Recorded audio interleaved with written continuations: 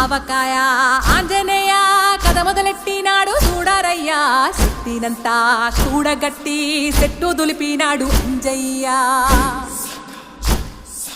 ఎర్ర ఛాయ